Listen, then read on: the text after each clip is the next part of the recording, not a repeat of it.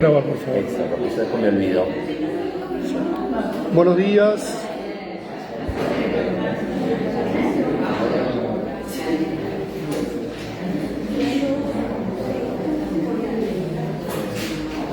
Buenos días.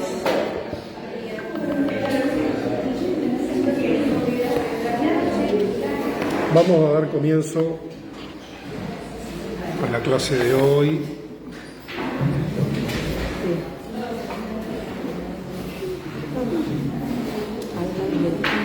Diré algunas breves palabras, recién conversando acá con los profesores.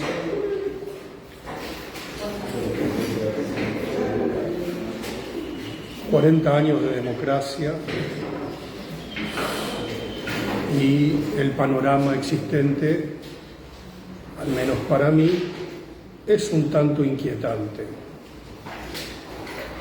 Siguiendo la tradición espinociana de la filosofía, primero hay que tratar de comprender y en todo caso después sacar algunas conclusiones o valoraciones.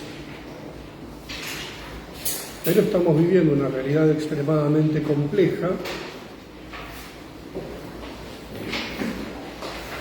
y como al final de Terminator 1 se viene la tormenta. Qué buena escena de película esa, qué maravilla. Terminator 1 es una gran película. Acá alguien dice algo. Alguien quiero que se lo llama. No, de ninguna manera. De ninguna manera. Qué padre. Claro. A partir de ahora empezamos a cobro en dólares las preguntas, cobramos en dólares la admisión al Google Meet. Tienen que abonarse a una suscripción de mi Facebook y pagarla para poder ver las clases. Buscan los vouchers de algún lado. O los vouchers del Estado, en dólares. Tengo la esperanza de que me crezca el pelo. Y voy a contarles algo. Si ustedes llegaran a ver las clases de esta asignatura del año 2021,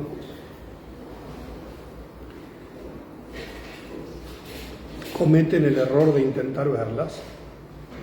Durante buena parte del año, imagínense la pandemia, yo intentaba ponerle un poco de humor a las cosas y en esa especie de solipsismo y asociación libre que uno hacía, invitaba a pelear al Club Esportivo América a Mark Zuckerberg, te lo juro, coloradito le decía, te espero en el Esportivo América, neoliberal, ahora va a pelear Mark Zuckerberg. Fui un visionario. Viste que va a pelear. Quiere pelear UFC, Mark Zuckerberg. Se ve que lo estimuló esta materia para hacer eso. Y también desafiaba al combate al peluca Milei. No hablo más. ¿Vos sabés que no hablo más? Me callo de acá en adelante. No digo más nada porque se están cumpliendo cosas que yo las planteaba como realmente desopilantes y están pasando. A lo mejor es el origen de todo. El humor profético. Ajá. Sí, si escuchan van a ver que no miento, es lo que estoy planteando. Bueno, así que vemos la tormenta y nos deberíamos preguntar cómo se armó la tormenta, no por qué está la tormenta. Hay un verso, diría yo, de Walter Benjamin, una de las tesis de filosofía e historia, que es maravillosa, cuando dice: lo que para nosotros es una catástrofe, el ángel ve una sucesión de hechos. Es realmente maravilloso. Bueno, acá hay una sucesión de hechos que nos llevan a conmemorar los 40 años de democracia en una crisis compleja, del sistema. Desde que yo tengo memoria, uso de razón, se dice que en la Argentina hay una crisis de representatividad. Es algo que siempre queda bien en cualquier lugar y en cualquier momento decir hay una crisis de representatividad, como la famosa frase de Gramsci cuando dice lo viejo no termina de morir, lo nuevo no termina de nacer y en el crepúsculo nacen los monstruos. Es una frase que uno puede decir en cualquier momento porque siempre queda bien. El futuro siempre es incierto, pero estamos viviendo una situación bastante compleja y diría yo desquiciante y por momentos perturbadora. Es decir, cuando el discurso, la percepción y lo que uno piensa no se llevan bien entre sí estos tres elementos, comenzamos a enloquecer. Estamos viendo rasgos, a mi modo de ver, puedo estar equivocado, de cierta locura y de salidas locas a la locura. Y a veces la cordura se convierte en una conducta antisocial. Dicha esta reflexión cargada de escepticismo y pesimismo, vamos a comenzar con la clase de hoy. ¿Dónde habíamos dejado la clase anterior?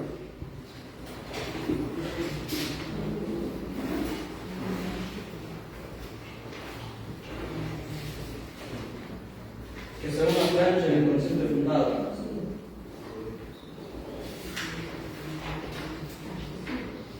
Eso fue lo último que dije y terminamos. Sí. Usted anotó mis últimas palabras.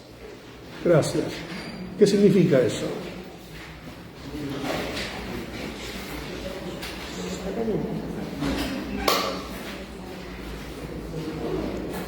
Sí, varios están calientes. ¿Qué significa que el inconsciente es fundado? No tiene por qué saberlo porque no lo hemos desarrollado aún, salvo que tenga lecturas previas.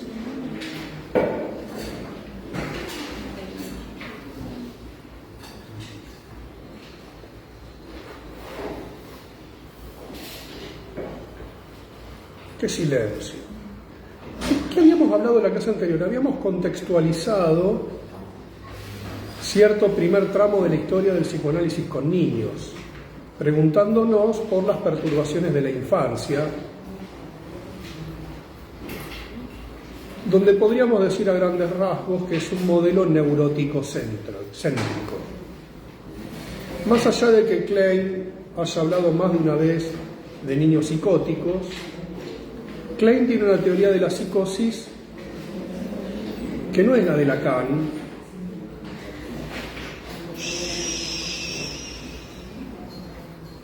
Perdón, ¿querían comentar algo? ¿Alguna pregunta?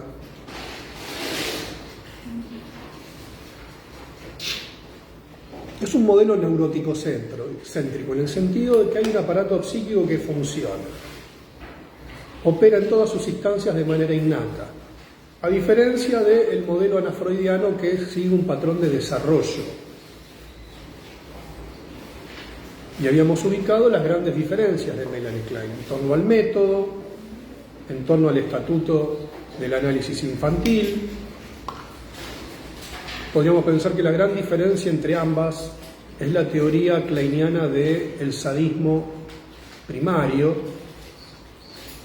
como una especie de ataque constante que realiza el infans al objeto, como un despliegue de agresividad. Ella le dice sadismo. Y por otro lado, el proyecto que tenían en mente cada una y otra para el psicoanálisis. En Ana Freud teníamos esa idea de una exploración generalizada de la infancia. Ella impulsa muchas investigaciones muy valiosas con las que contamos hoy en día. Y en la vereda de enfrente tenemos una Melanie Klein que apuesta al método analítico como un método que en sí mismo es autosuficiente para explicar a grandes rasgos la psicopatología infantil. Y ella se maneja con una serie de conceptos que en su interrelación dan cuenta de la patología de los niños. ¿Está? Bien, entonces tenemos sus célebres casos donde en algunos vemos serios trastornos de simbolización. Dick, Erna, etcétera, etcétera. Son chicos seriamente perturbados. Que hoy en día no lo podríamos ubicar en el plano de las neurosis. Ahora,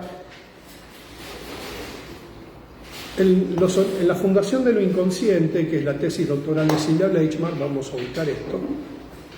Ella desarrolla los tres grandes apriorismos, va a hablar del kleiniano, un psiquismo de los orígenes, no va a desarrollar mucho las teorías del yo, del psicoanálisis del yo, la psicología del yo, de Anna Freud y Harman, desarrollada principalmente en Estados Unidos, no sé particularmente dónde, pero en algún lugar de la República del Norte, y el otro apriorismo que es el lacaniano, con esta idea de un inconsciente del otro, es decir, va a hablar de los tres grandes apriorismos: un modelo innatista, endogenista, todo proviene de adentro del aparato psíquico, lo cuestiona, va a oponer a una idea de las teorías del yo, donde hay un yo de la adaptación, que vamos a ver en la conferencia Aportes psicoanalíticos para la problemática cognitiva, donde se detiene puntualmente en cuestionar ese punto, y por otra parte cuestionará el apriorismo lacaniano de inconsciente del otro, inconsciente estructurado como un lenguaje. En esto, Bleichmar sigue a su maestro director de tesis, Jean Laplanche, sin Pontalis en este caso, ya se habían separado. Yo siempre pensé que Laplanche y Pontalis eran algo así como las azúcar moreno del psicoanálisis, siempre juntitos, pero no, se separaron en algún momento, cada uno hizo su carrera. Se ríe más tarde.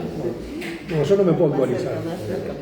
Yo no me puedo actualizar. Cuando yo hago un chiste, ustedes lo googlean y van a entender de qué se trata, aunque no se rían. Pierde el efecto instantáneo del chat. Sí, ¿qué va a ser?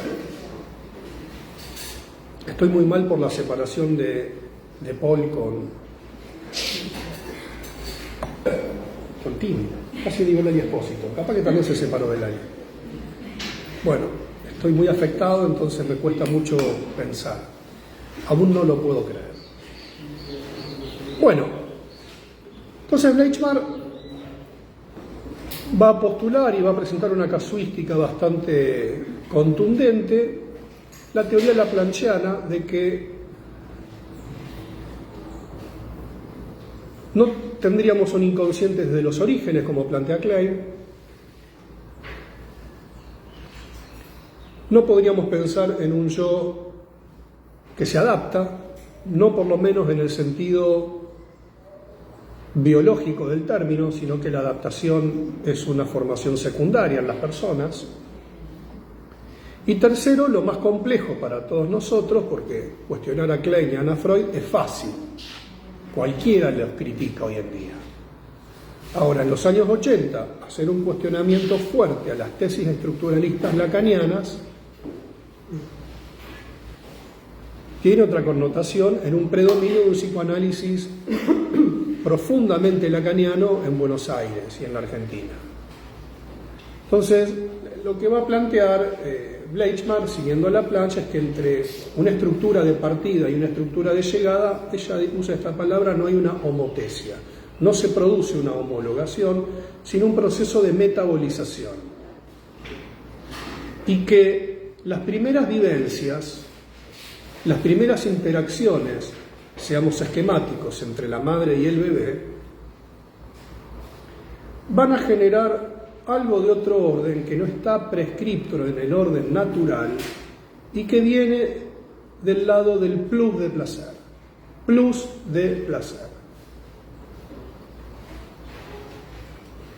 Anótense muy fuerte esto, plus de placer, si tienen marcadores lo resaltan, le hacen un circulito, porque este concepto, con C, es muy importante. Plus de placer, que no es un plus de me gusta. Atenti la tosca con esto. El principio del placer no es el principio del me gusta. Cómo me gusta, no, eso no es el principio del placer.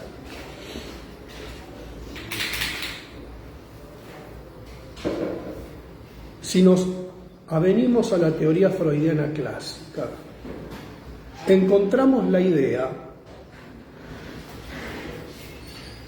de que entendemos por placer la descarga. Displacer es incremento de excitación, displacer es descarga. Y que esa descarga deja un resto en el aparato psíquico. Ese plus de placer entonces está vinculado a un modo de descarga. Y que esto se da en los tiempos originarios de la vida psíquica, en un tiempo anterior a toda representación o pensamiento.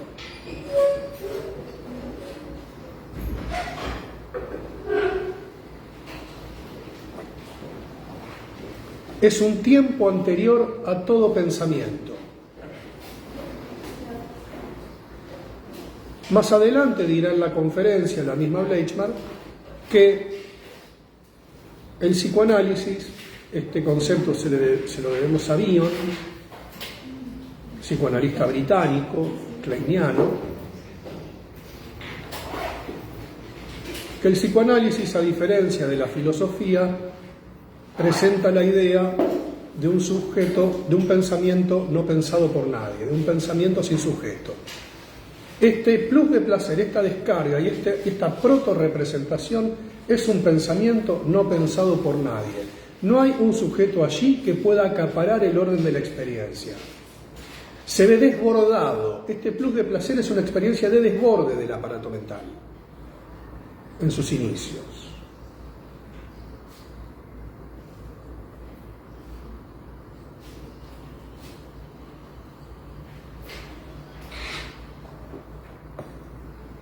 Voy a leerles un pequeño parágrafo que tenemos aquí.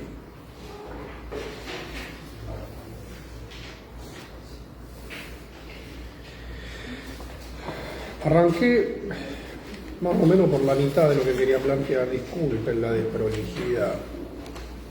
Pero aportes psicoanalíticos para la problemática cognitiva es un texto. Estoy tratando de ver el año, siempre me lo olvido.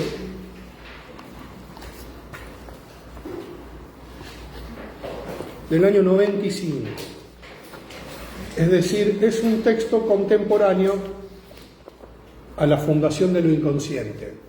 El primer texto no es la fundación del inconsciente, me equivoqué, es Los orígenes del sujeto psíquico, que es la tesis doctoral de Bleichmar que presenta en París 7, dirigida por Laplanche. El primer texto es un texto de fines de los 80 que es publicado, y este es un texto de los años 90. Esta conferencia es contemporánea a este libro, es casi el resumen del libro, si lo quieren. Y la obra de Silvia Bleichmar tiene 3 o 4 tramos, diría yo. El primer tramo es el de los orígenes del sujeto psíquico. Una Silvia Bleichmar sumamente lúcida, como una joven promesa en las inferiores, algo así como en el sub-20 del psicoanálisis. Esto tampoco es el sub-20, que es la selección anterior a la mayor, a la escaloneta, por ejemplo. Entonces estaban los de Peckerman, que ganaron varios títulos. Bueno, acá Silvia estaba en las juveniles de Peckerman, ya descollaba como una jugadora destacada, pero no se había consagrado. Ya en la fundación del inconsciente es Maradona en el 86. Es un texto que, a mi modo de ver, estalla por un grado de genialidad y de lucidez y de sagacidad clínica descollante. A lo mejor uno lo lee ahora y no le parece tanto, pero en aquel tiempo que sale el libro fue un texto muy potente, sobre todo ante una hegemonía del psicoanálisis lacaniano en la Argentina. Repito, esto no es menor, porque discutir las tesis principales del psicoanálisis hegemónico con la potencia que plantea Silvia Bleichmar no es un tema menor. Entonces, bien, Bleichmar acá, en esta conferencia, como les decía, reúne buena parte de su desarrollo. Para ella el pensamiento, los modos de representación con el cual el humano representa el mundo, es una problemática principal, sobre todo en la clínica con niños, y fue tomada por el campo de la psicopedagogía y de la pedagogía como una persona que podía, la palabra no sería dar respuestas, pero por lo menos teorizar sobre problemáticas del pensamiento que obviamente afectan a la educación. Silvia Schlemenson, la compiladora de este libro, es psicopedagoga. Por lo tanto, la problemática del aprender, quiero decir esto para que se entienda por qué estamos hablando de conceptos tan finos del psicoanálisis en psicología en educación, porque la psicología de la educación no es una psicología estrictamente del aprendizaje por el problema de aprendizaje. Lo que nosotros tratamos de comprender cómo se produce el pensamiento humano. Y que en la problemática del aprendizaje no siempre hay una cuestión didáctica o pedagógica. Muchas veces en el escenario educativo tomamos contacto con problemáticas de la constitución del pensamiento o de la construcción del pensamiento. Porque el pensamiento no es una cosa dada, que es lo que está planteando el autor en la conferencia. Entonces, en un primer momento hará una presentación de la problemática cuestionando qué es el concepto de inteligencia y si la inteligencia humana está en correlación o no con la naturaleza. Si nos preguntamos si la inteligencia humana está en correlación o no con la naturaleza, la pregunta que sucede es si esta inteligencia se vincula a la capacidad adaptativa del ser humano o a otra cosa. Obviamente no va a haber sorpresa en lo que planteo, va a ser otra cosa. Y esta otra cosa tiene que ver, y voy a usar este término con todo el peso winnicottiano, con la capacidad del sujeto de representar. Ahora, ¿cómo el sujeto llega a representar? Solo Dios lo sabe, porque no nacemos con representaciones, a diferencia de lo que plantea Klein. Para Klein nacemos con representaciones. Entonces entramos en esta idea que va a plantear también Bleichmar, donde es interesante también esta idea de que infancia no es igual a destino. Este aparato psíquico cerrado a la vida preedípica, y una vez que se instala la represión, estamos condenados a la represión. Bleichmar la va a cuestionar con un aparato psíquico, dice que está abierto, aunque el inconsciente responde a un sistema cerrado. Es decir, hay un aparato psíquico más dinámico, y esto no es solamente una concepción ideológica, sino que la constitución del yo permite al aparato mental una dinámica que, si se recentra solamente en la repetición y el inconsciente, estamos condenados a repetir todo. Aunque ustedes estén pensando en alguien que seguramente repite todo, y la tragedia argentina que planteaba hace un rato parece que estamos condenados a la repetición, digamos que esto no es tan así, salvo bajo ciertas condiciones. Ahora, esta idea de que infancia no es igual a destino abre una esperanza, al menos al método. Es decir, que el análisis, la terapia, vamos a decirlo de manera rápida y amplia, puede modificar cosas y puede modificar aspectos estructurales si no se están dando. Ignacio Leucovitch solía bromear cuando se hablaba del aparato abierto diciendo, bueno, hay vida después del Edipo. Ahí todos nos reíamos cuando decía eso. Era como que él decía eso y todos nos reíamos. Y cuando él se paraba de reír, nosotros nos parábamos a reír con él. Era así. Entonces decía, ¿hay vida después del Edipo? Cerradito, se paraba y todo. Sí, serio. Como en las películas de la mafia. Bueno. Ahora bien, ¿cuáles son los orígenes de esta representación? Y acá volvemos a la cuestión del plus. Este plus de placer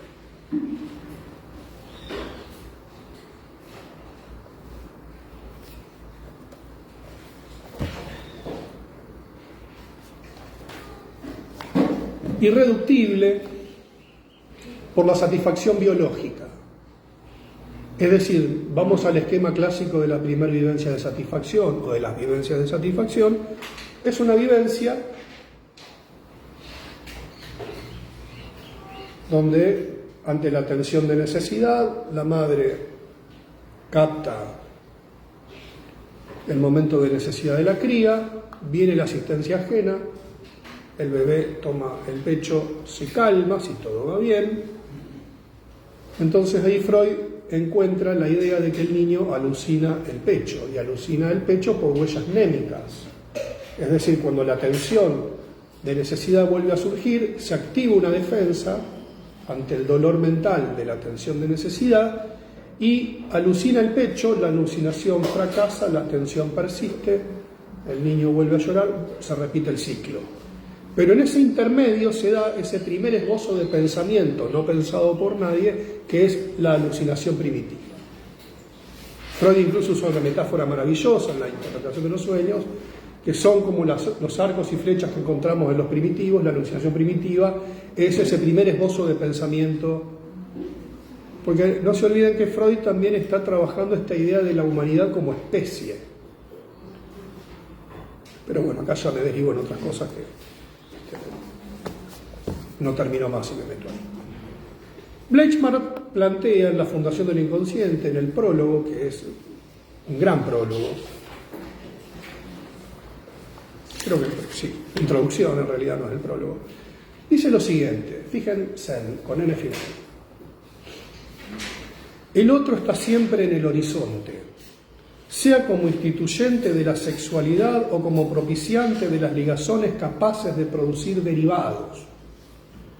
En ello reside la paradoja que inaugura la madre al introducir, en el momento del alivio mismo de la tensión biológica, otras tensiones de origen sexual, no resolubles ya por medios simplemente físico-químicos, quedando estas abiertas a todo tipo de simbolizaciones, constituyéndose en el motor del progreso psíquico.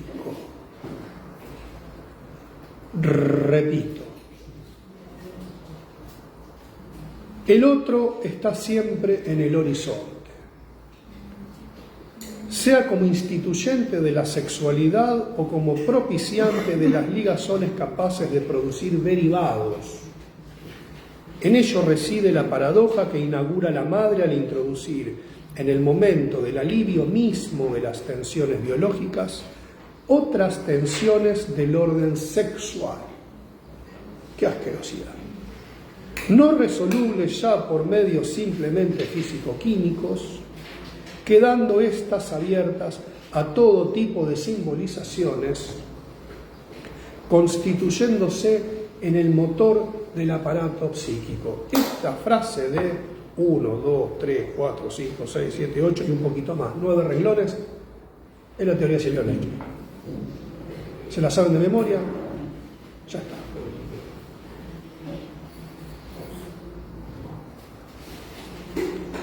¿Recuerdan los parágrafos que leímos de Freud de 3 ensayos de teoría sexual hace algunas clases atrás? La predisposición a la perversidad polimorfa, cuando Freud decía que el niño se comporta como la mujer vulgar, ¿recuerdan? Y que esto habla de la predisposición humana a las perversiones. Bueno, está hablando de esto. Y el otro parágrafo donde decía que la madre en la asistencia del niño no es consciente que introduce montantes de excitaciones sexuales, y viviría con horror que alguien le esclareciera que lo que introduce en el bebé son excitaciones del orden sexual. ¿Recuerdan esto? Como sustituto, la madre toma al niño como sustituto, y yo había señalado esta palabra como clave, sustituto de un objeto de placer de pleno derecho. La palabra sustituto es clave, porque hay una madre donde opera la represión. En el parágrafo anterior estamos en un escenario de un abuso sexual, donde el niño es, como si la sexualidad adulta se intromete, es intromisiva en el cuerpo infantil.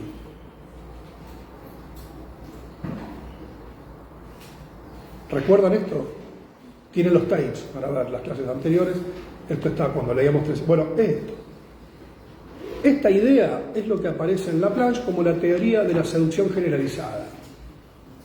Y plantea lo siguiente, Laplanche, que hay un primer momento en el aparato psíquico donde esta interacción entre la madre y el bebé, este plus de placer es del orden sexual, y que a diferencia de lo que sucede de ser solamente una experiencia nutricional, el plus de placer proviene del campo de la sexualidad del otro. El otro implanta una excitación de un orden que no viene dado en el organismo previsto genéticamente.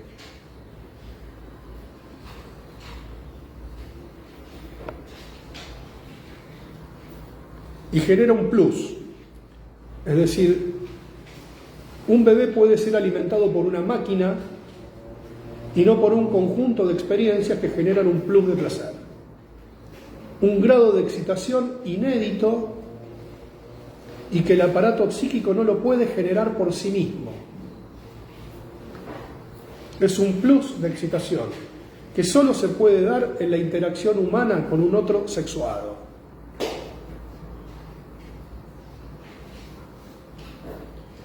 En esto Laplanche intenta acomodar un poco los tantos del famoso retorno a Freud, mejor sigamos a Lacan, que plantea Lacan.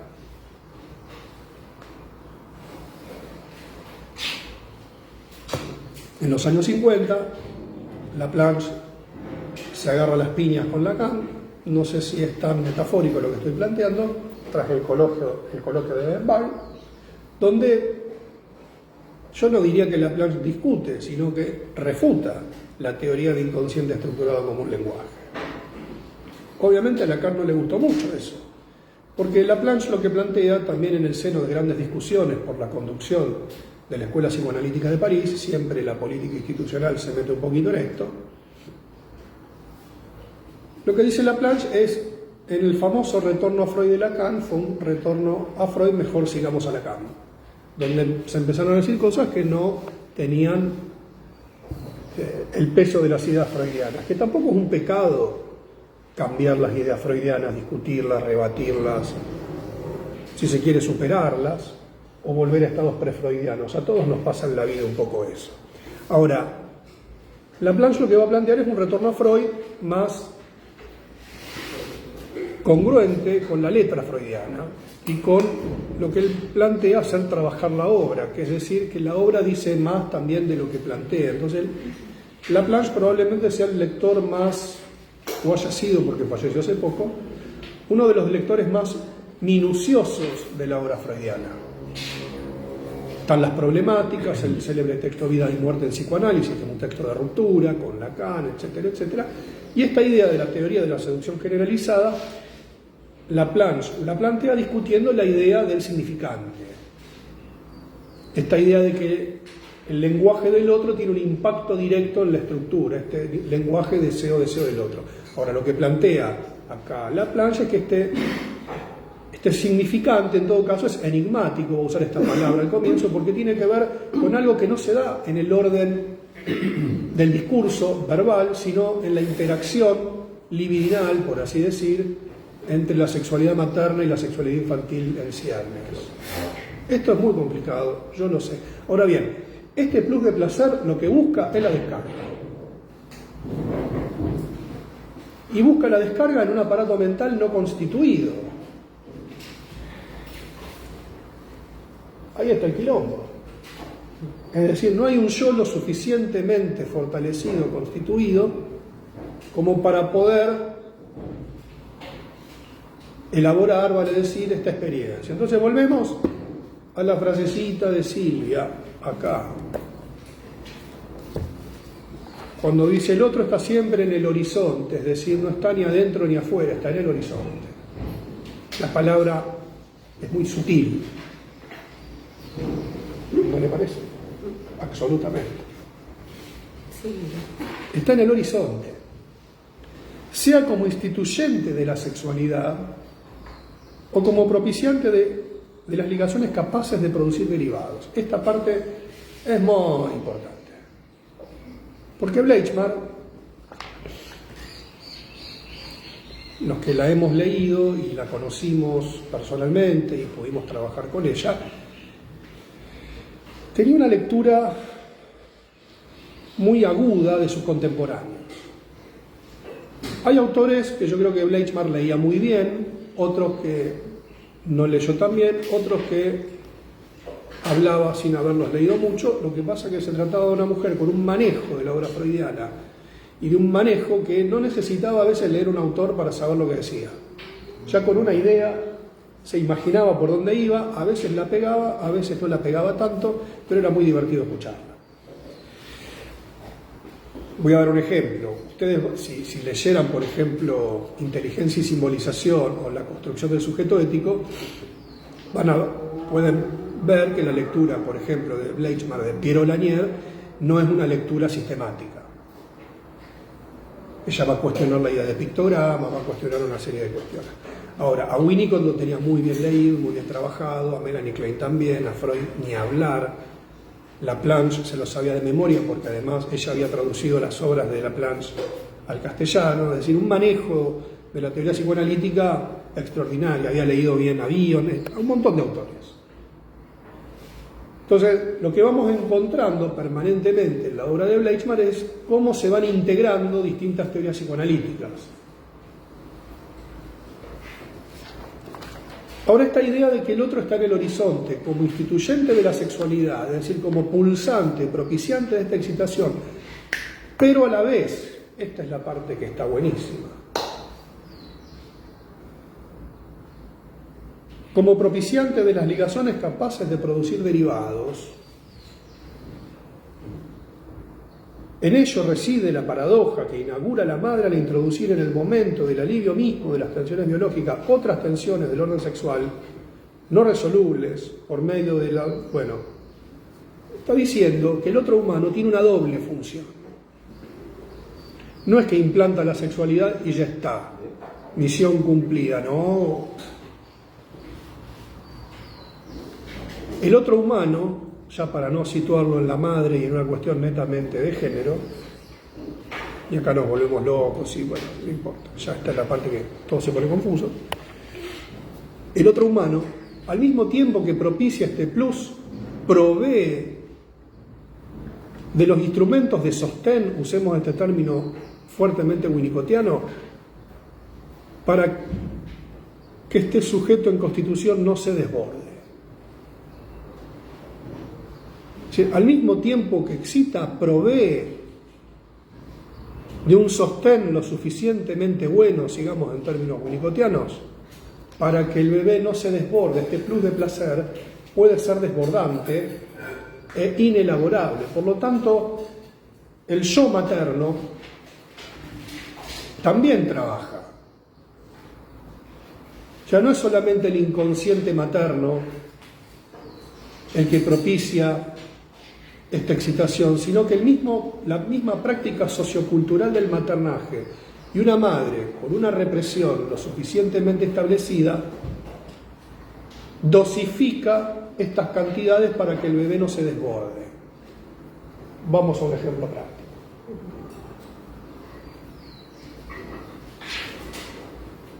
El lactante. El bebé toma el pecho. Y lo que uno puede constatar en un bebé de un primer trimestre, y esto la observación de niños así lo confirma, es que el primer trimestre de vida, el humano, el cachorro humano, es fácilmente excitable. Todo lo excita. Alimentarse lo excita, ir de cuerpo lo excita, llegan las visitas, se excita, está cansado, y no es como nosotros que estamos cansados y nos dormimos. Cuando un bebé se cansa, se excita, se irrita. ¿Observaron esto? Entonces, está cansado, ¿cómo no se duerme?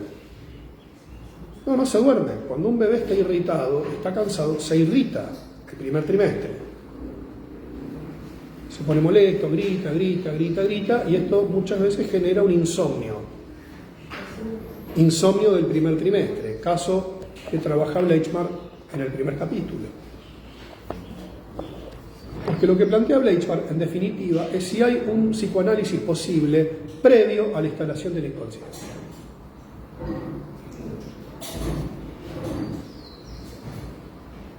Si podemos trabajar desde la teoría psicoanalítica en una instancia anterior a que el inconsciente sea fundado.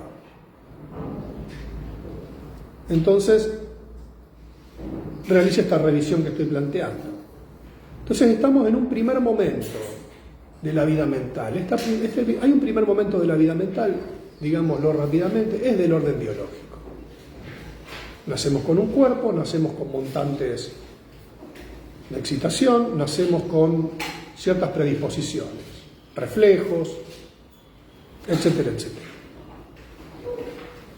Ahora bien, hay un segundo momento donde ya podríamos hablar plenamente psíquico, cuando se genera este plus de placer.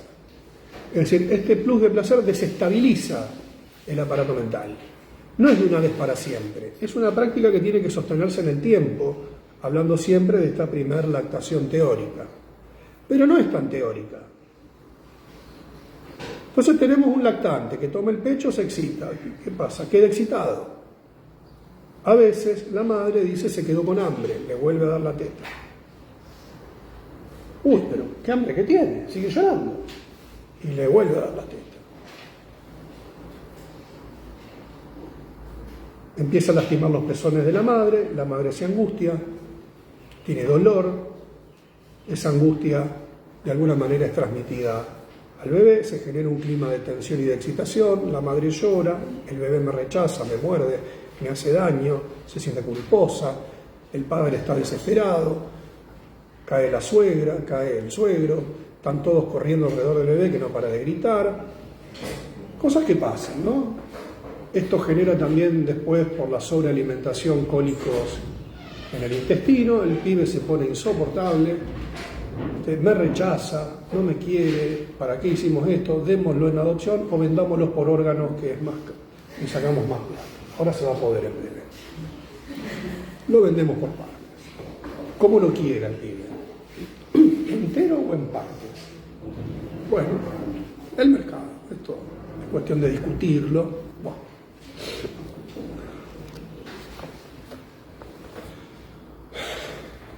Dicho esto, lo que encontramos es un escenario de incremento de la excitación, y cuando la excitación no encuentra vías de descarga, lo que se produce es sufrimiento.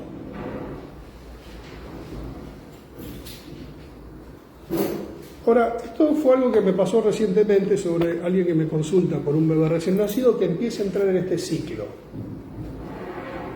De que el bebé come, se queda aparentemente con hambre, le vuelven a dar la teta, lastima el pecho, etcétera, etcétera. Y yo dije esto: dale la teta, le digo a la mamá, y cuando vos ves que ya se calmó con la teta, le pones el chupete. ¿Para qué dije eso? Imagínense, así como están los tierraplanistas, los veranos, están los antichupetistas. Es un movimiento que va creciendo. Los antichupetistas y se ponen violentos. Ven un chupete y se ponen violentos. Salen con los cochecitos con púas y chocan a los nenes que van con chupete.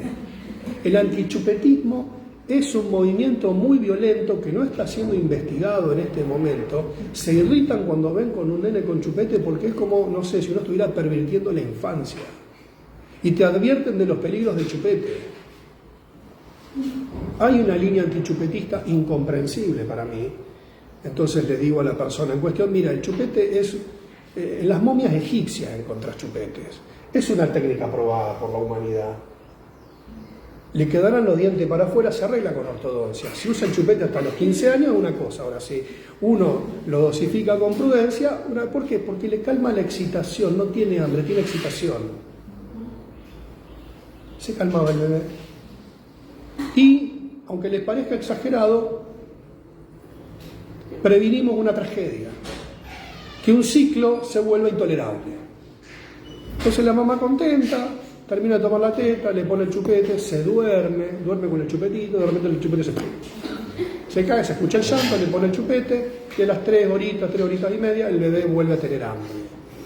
La madre duerme, el padre juega con el celular, bueno, todas esas cosas que pasan hoy en día, casi digo una barbaridad, pero no importa, ya se lo habrán imaginado. La cuestión es que es esta teoría. Es decir, hay un plus de excitación que necesita evacuación, y la evacuación acaba por esta vía autoerótica, si se quiere, el chupeteo. Porque el chupeteo es esta satisfacción sin el objeto, y el cuerpo propio es tomado como objeto de satisfacción. O sea, esta alucinación primitiva, este plus de placer con el trabajo del chupeteo, con el chupete, o sea, yo soy chupetista, habrán notado, tiene esta idea, baja la excitación. Y pasa algo que es muy importante. duerme. ¿Cómo aparecen un conjunto de desbordes psicóticos? El primer síntoma de un desborde psicótico o de una situación de crisis, ¿cómo empiezan? Díganlo más fuerte. La falta de sueño. No puede dormir. El sueño es interrumpido y por lo general por representaciones y representaciones horrorosas. Cuando uno no se puede dormir por algún quilombo, hablemoslo en el plano de las neurosis, es porque algo nos perturba y nos sobreexcita.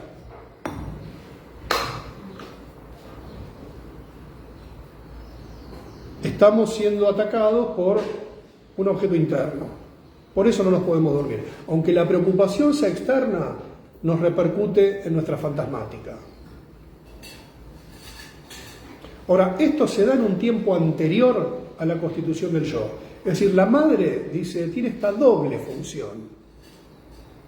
Y esta doble función también viene de su aparato psíquico. Una madre culposa, un padre culposo, frente a los desbordes del bebé, empiezan, estamos haciendo algo mal. O empieza la fantasmática, el bebé me rechaza, como me rechazaba mi madre, y como mi abuela rechazó a su madre, y como mi bisabuela rechazó a mi abuela, y como mi tatarabuela rechazó a mi bisabuela.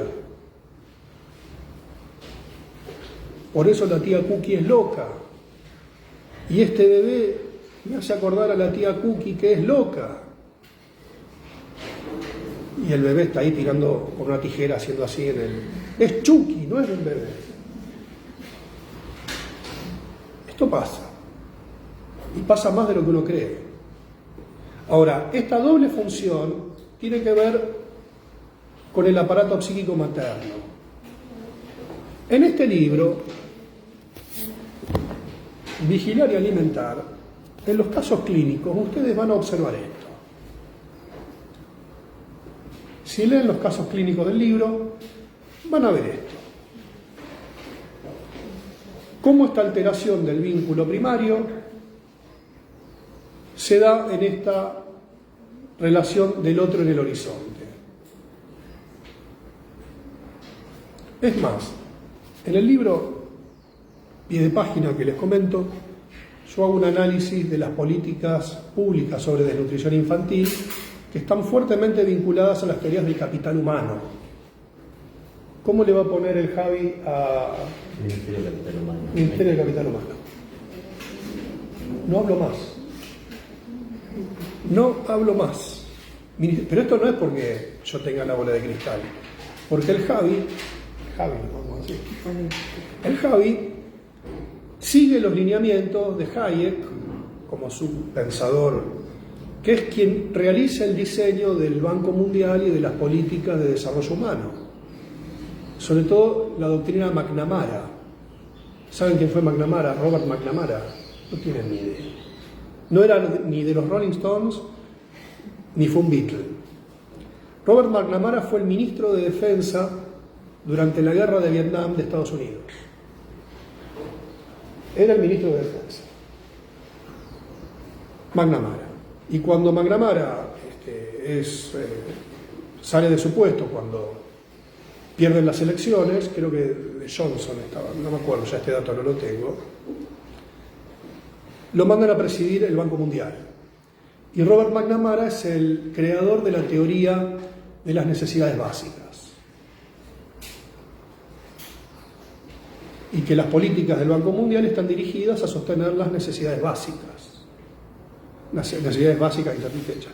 Que están consideradas como un mínimo biológico, que es lo mínimo que necesita un ser humano para mantenerse con vida. Los mínimos biológicos. Esta idea, lo planteo acá, porque de alguna manera este niño escolarizado, que trabajábamos de acá, perdón que haga como un pasaje a la unidad 1, nosotros estamos habituados a pensar este niño bajo el panóptico del sistema educativo, pero tenemos otra parte de la niñez que no está en el monitor de las prácticas educativas, sino que está en el monitor de las prácticas sociales y de las políticas sociales. Y son los niños que son blanco impacto de las teorías del desarrollo humano, que por lo general se vinculan con la niñez en situación marginal. Este libro trabaja 4 o 5 casos. Uno no se trataría de un niño en situación marginal, los otros sí. Entonces, si los pueden mirar, se pone en juego bastante de lo que venimos conversando acá como un aporte desde la clínica. Si quieren, en las próximas clases podemos ver un material. Sigo con esta idea. Entonces, este plus de placer, en su alivio, nada tiene que ver con la adaptación. Este plus de placer, dice Bleichmann acá, la conferencia, página 22, les leo.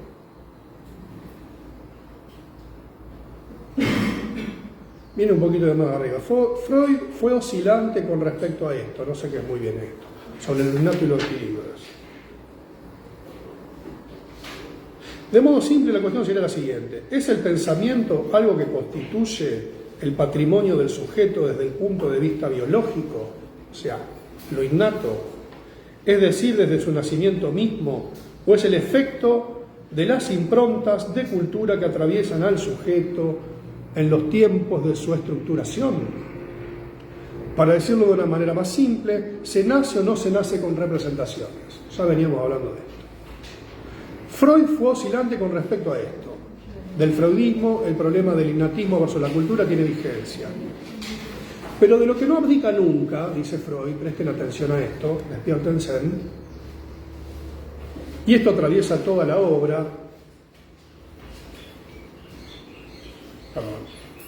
desde el innatismo o desde las improntas más culturales, es que el inconsciente y en consecuencia el pensamiento no surge como correlato de la adaptación.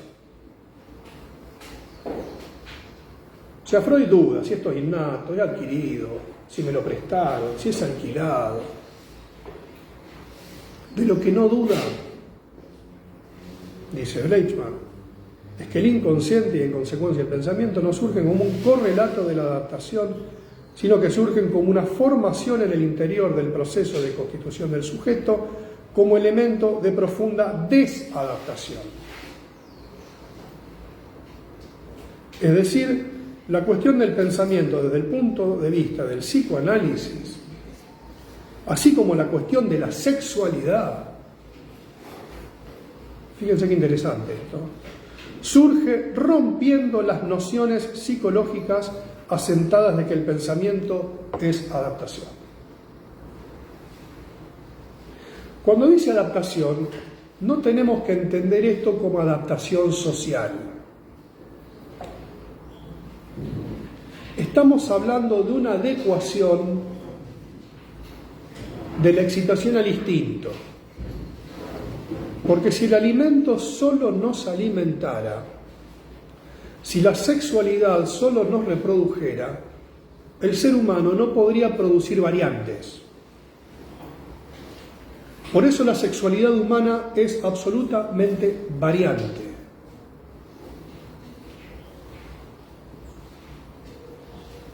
Y que el pensamiento y la sexualidad en Bleichmann las ubica con cierto isomorfismo, usemos esa expresión tan sofisticada, o como con cierto denominador común. Es decir, la sexualidad humana se caracteriza por no ser algo que necesariamente produce la reproducción.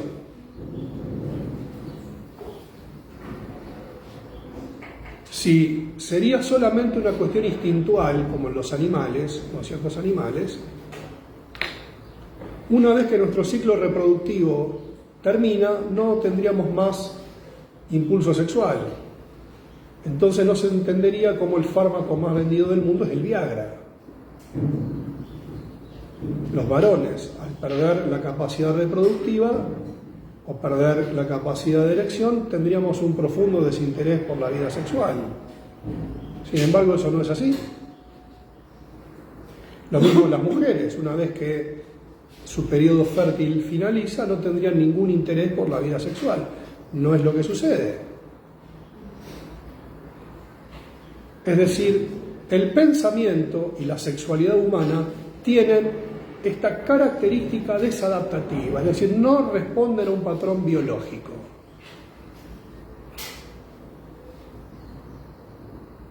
Y esto se ve reflejado en la variabilidad de representaciones y de modos de goce sexual que tenemos los seres humanos.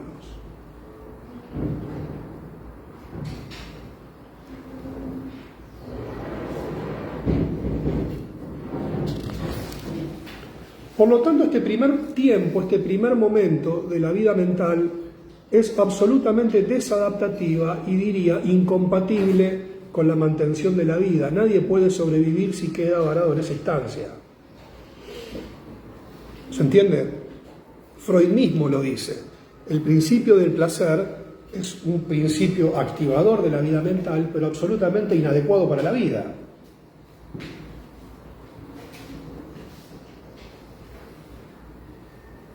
¿Por qué inadecuado para la vida? Primero, por esta cuestión desadaptativa inicial, y al mismo tiempo, porque si el principio del placer no busca modos alternativos de sustitución, no hay modo de que el pensamiento humano progrese, no podemos desarrollarnos. Por eso es interesante lo que plantea Bleichmar acá, esto quedando estas abiertas a todo tipo de simbolizaciones, constituyéndose en el motor del progreso psíquico.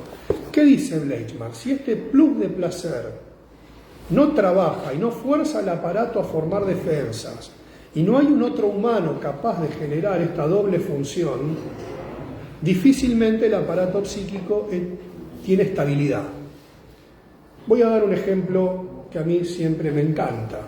Cuando uno ve con sorpresa dentro del primer trimestre que el bebé pasa momentos de atención calmo.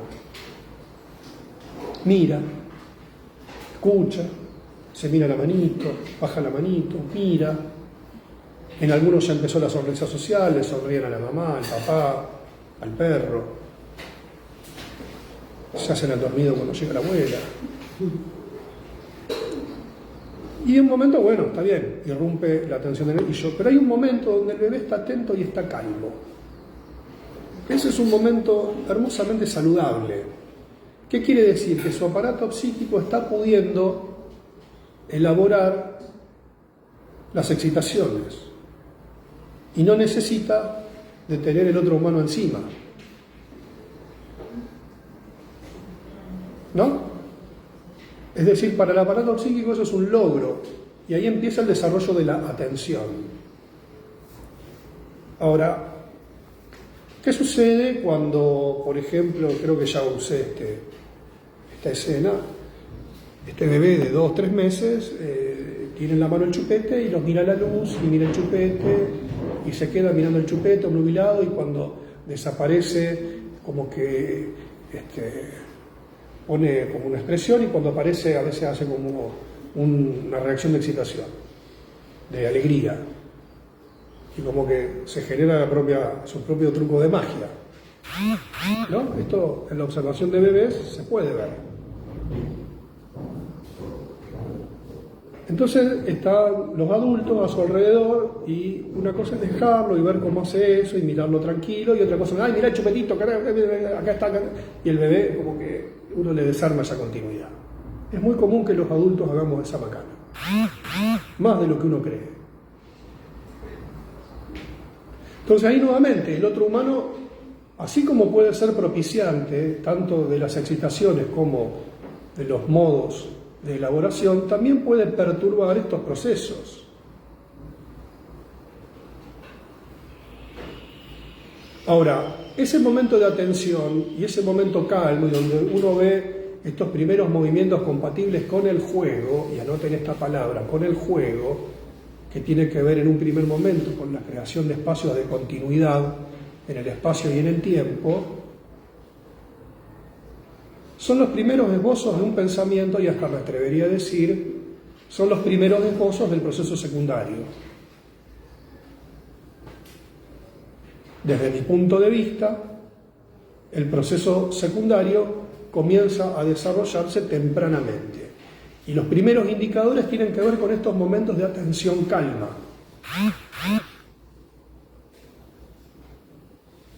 No hay proceso de pensamiento posible sin una estructuración del proceso secundario.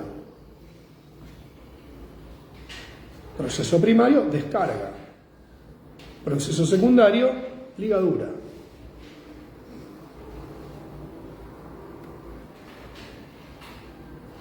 ¿Preguntas, ideas, comentarios?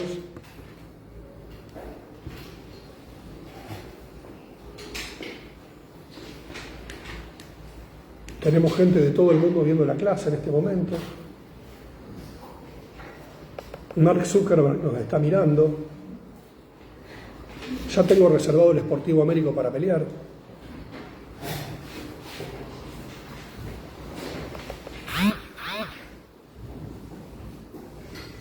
¿Se entiende o no se entiende nada? No. ¿Qué les parece? ¿Han trabajado estas ideas alguna vez?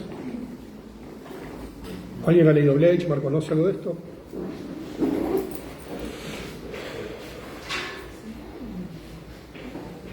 ¿Qué silencio?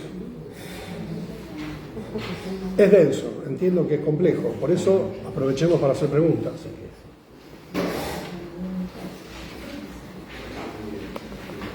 Lean la conferencia, cuando el aprendizaje es un problema. ¿La leyeron?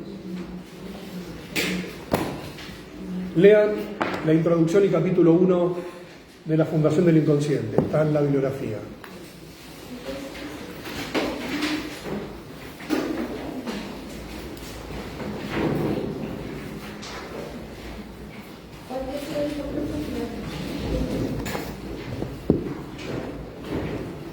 Aportes psicoanalíticos para la problemática cognitiva, que es un artículo que está en este libro de Schlemenson. Está en el Drive, o sea, no va a tener problema en encontrarlo en un texto. Y el otro es Introducción y capítulo 1 de la Fundación del Inconsciente.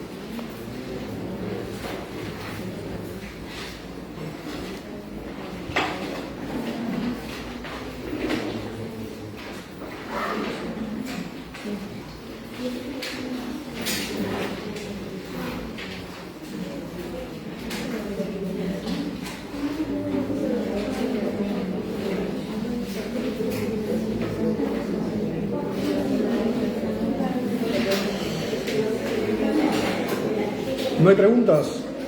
Qué raro.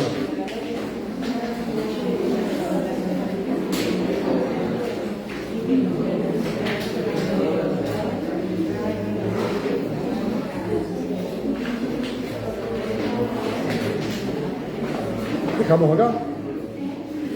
Están agotados. Bueno, la próxima clase ya voy a traer la consigna para el trabajo.